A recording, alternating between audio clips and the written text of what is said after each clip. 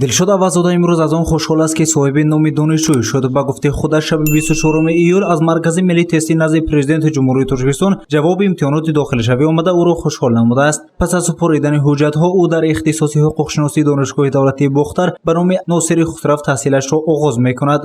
شرط تحصیلش بیشتر نمی‌باشد.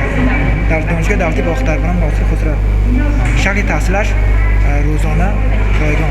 سنه قبول حجت‌ها در دانشگاه کالج‌های کشور تا سنه 5 август ادامه می‌یابد. میرزا رسول آوازов پدر دلشاد آوازاده میباشد. ضمن صحبت گفت که کسب پسرش را همراه انتخاب کردند. حتی من خودم اشتراک کردم در وقت امتحانسپاری دانشجوی این ساله ما و درجه‌اش هیجان داشتم که ما دیدیم که حقیقتا شفاف آزادانه هر کی با لیاقت خودش فرض کردیم سزاوار آن دانشگاه معلکه خودش که داشت فرض کردیم حرکت کرده خواهش که باشد به این روز رسیدیم. دوره اساسی امتحانات مرکزانیده داخل شوی مرکز ملی تستی از 1 تا 7 ایول و دوره علاوگی آن سنه 12 ایول برگزار گردیده نتیجه امتحانها اعلام گردیده بود. آزمون تقسیمات با مؤسسه‌های میانه و عالی کسبی سنه 24 ایول دایر گردیده نتیجه امتحانات به کابینت انفرادی و تلفن موبیلی داوطلبان روانه کرده شده است. داوطلبانی که دانشجو شدند امکان دارند از سنه 24 تا 5 август حجت‌های خود را به مؤسسه‌های میانه کسبی و عالی کسبی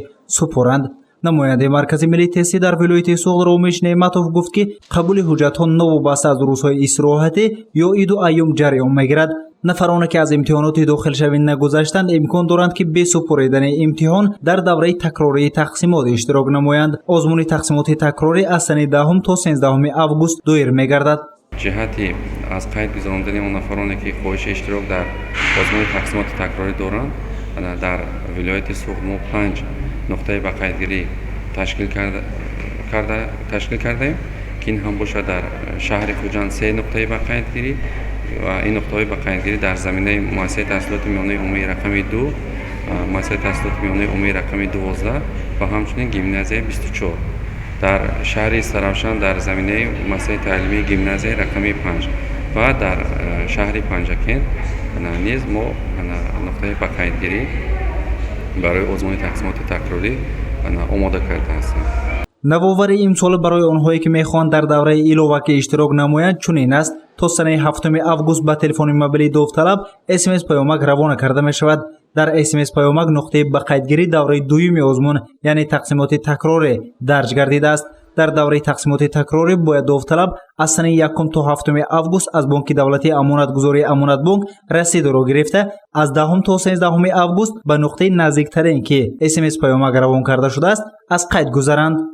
داوطلبان شهر اسفرا، کونی بادام، ناحیه باباجان غفورov، شهر بوستون، شهر گلستان، شهر استقلال، ناحیه مسجد، من ناحیه سپیتمی، ناحیه جبار اسفالوف و همچنین ناحیه اشت میتوانند که در شهر خوجند از قید گذرند در آزمون تقسیمات تکراری و داوطلبانی که به شهر سراوشان نزدیک هستند مخصوصا ناحیه شهرستان و ناحیه دیوشتیج وابسته به انتخاب یا که اختیاری خودشون آزادانه میتونن که در شهر سراوشان نقطه به قیدگیری که ما مرکز ملی تستی در زمینه مؤسسه گیمنازیه 25 تشکیل کرده میشد از قید گذارند و داوطلبان ناحیه عینی کوهستان مسجد یا خود شهر پنجکین که برای اونها گمان میکنم که شهر پنجکین نزدیکتر است میتونن که در شهر پنجکین از قید گذارند. این یکی اختیاری است که میتونن که برای اونها کدام نقطه به قیدگیری که نزدیک است از قید گذارند. نفرانی که رقم تلفن موبیلی یا رمز کابینت انفرادی را از خاطر برآوردند به سامانه مرکز ملی تستی وارد شده از دستورالعمل‌هایی که در سامانه جایگیر کرده شده است استفاده نموده بهای امتحانات خود را فهمیدنشان ممکن است. گزارش سید مختار سید انور برای برنامه اطلاعاتی خبر.